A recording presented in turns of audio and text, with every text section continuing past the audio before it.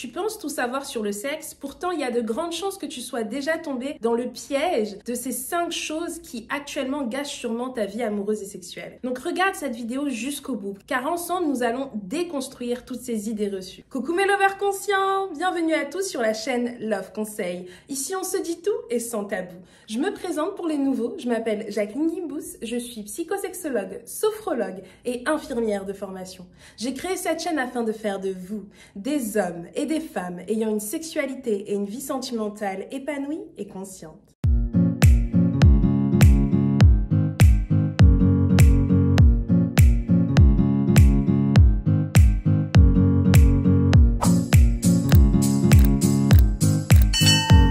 Mensonge numéro 1. Le fait de penser qu'il faut durer longtemps au lit pour justement donner du plaisir et considérer avoir été performant. C'est archi faux. Et n'importe quelle femme te le dira, ou n'importe quelle personne assez expérimentée sexuellement. Ce n'est pas la durée qui fait l'acte, c'est la qualité du rapport sexuel. Et pour avoir un rapport sexuel de qualité, il y a plusieurs facteurs à prendre en compte, dont la connexion, l'alchimie, la patience. Il y a tellement de choses à prendre en compte, mais réellement, je ne pense pas que le temps en fasse partie. Et surtout, toutes les personnes qui vous racontent, surtout dans les vestiaires de sport, c'est là que les mecs ils parlent le plus de ces bêtises.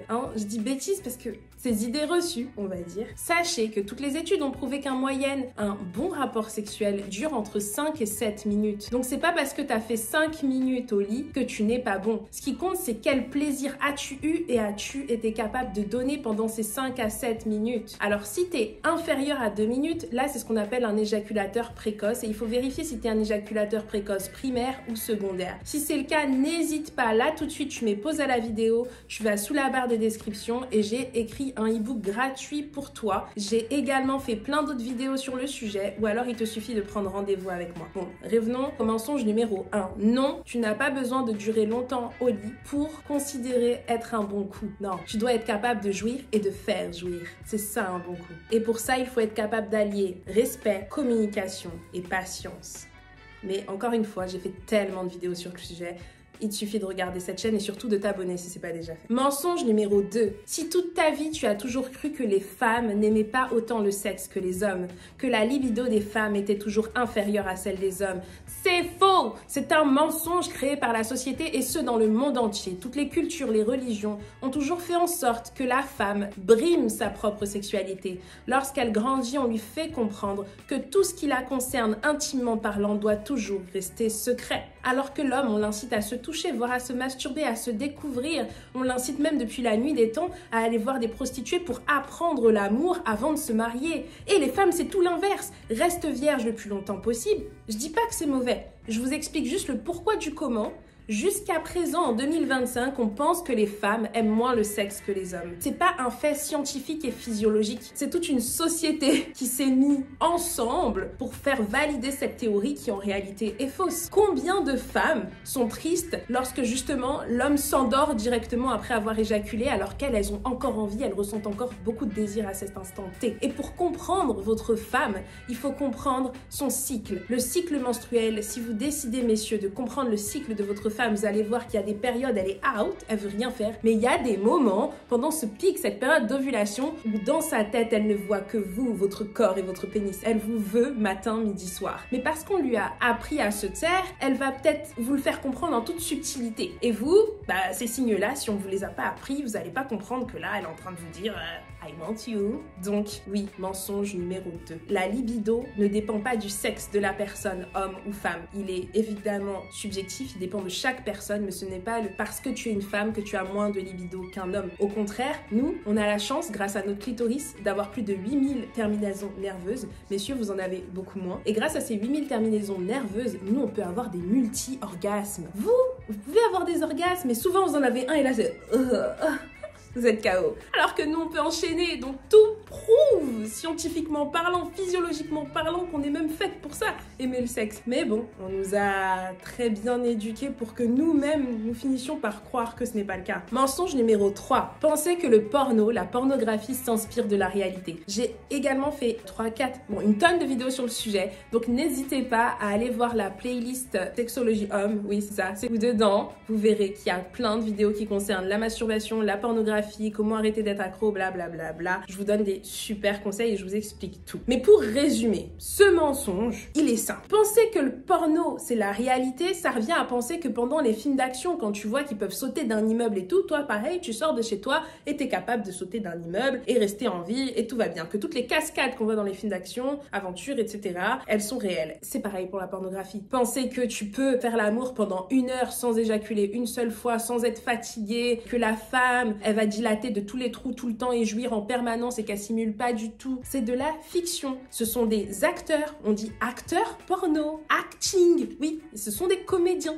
Ils ont des scénarios, ils ont des trames qu'ils doivent suivre pour que toi, tu sois super excité. Donc si tu te dis que ce que tu vois dans le porno, c'est ce que tu dois répéter dans la vraie vie, je t'assure, mon ou ma chère, que tu risques d'être sexuellement et sentimentalement très déçu, et ce à plusieurs reprises. Mensonge numéro 4, le fait de penser que le plaisir féminin vient seulement de la pénétration. Que si tu ne pénètres pas madame, elle n'aura aucun plaisir, que le seul moyen de la faire jouir, c'est de la pénétrer. Mais non, hein? Combien de fois je vais le répéter?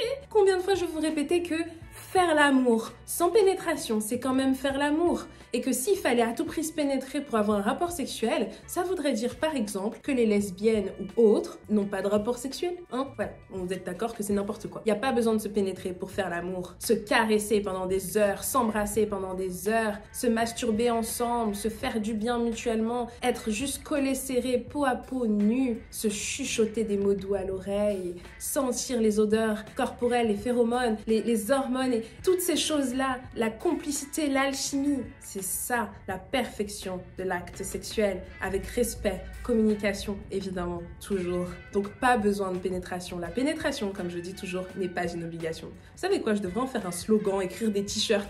Eh, si je faisais des t-shirts, vous les achèterez ou pas? La pénétration n'est pas une obligation.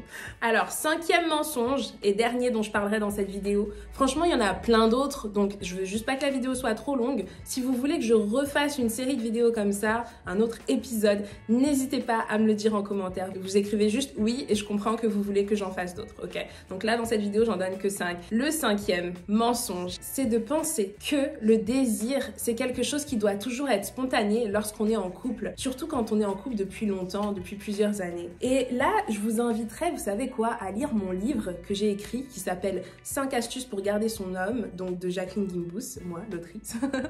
Il est disponible dans toutes les librairies en France et sur commande sur internet, sur Amazon, partout dans le monde, bla bla bla. Il est génial. Et pas parce que c'est moi qui l'ai écrit, mais parce que j'ai fait en sorte que même les gens qui n'aiment pas lire puissent le lire maximum en 2 heures, parce qu'il est très très très précis. Mon but, c'est que vous passiez directement à l'action après avoir lu chacune des astuces. Et dedans, il y a une astuce dans laquelle je vous explique comment maintenir la flamme. Je vous explique qu'il faut tout le temps pimenter son couple et que le désir, ça s'entretient. C'est pas quelque chose de spontané. Surtout pour les couples longue durée, parce qu'il se passe tellement de choses dans la vie de famille. Une fois que vous faites des enfants, ou alors que vous tombez malade, que vous changez de travail, tout ça, ça joue sur votre désir sexuel et vous ne vous en rendez pas compte. Certaines personnes ne me croient même pas. Pourtant, c'est prouvé. Juste observez-vous. Observez-vous après une grosse journée de fatigue. Est-ce que vous pensez à dormir ou vous pensez à faire l'amour? Et si en ce moment, ça fait 6 mois que vous êtes fatigué parce que ça fait 6 mois que vous avez que des gros dossiers au travail, ça fera 6 mois sans sexe. Comment on fait dans ces cas-là? On fait comment pour augmenter le désir, la libido?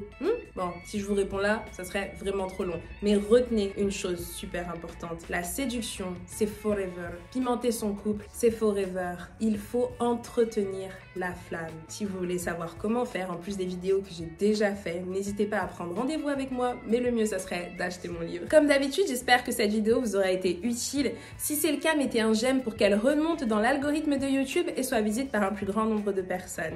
Mais surtout, ne soyez pas radins. Partagez-la au maximum de personnes possible dans votre entourage. Comme ça, grâce à vous, ces gens-là auront une vie sentimentale et sexuelle beaucoup plus épanouie et arrêteront de croire à toutes ces idées reçues qui les bloquent au quotidien sans qu'ils ne s'en rendent compte. Je compte également sur vous pour activer la cloche de notification pour être au courant de mes prochaines vidéos, car je pars du principe que vous êtes déjà abonnés. Si c'est pas le cas, c'est grave.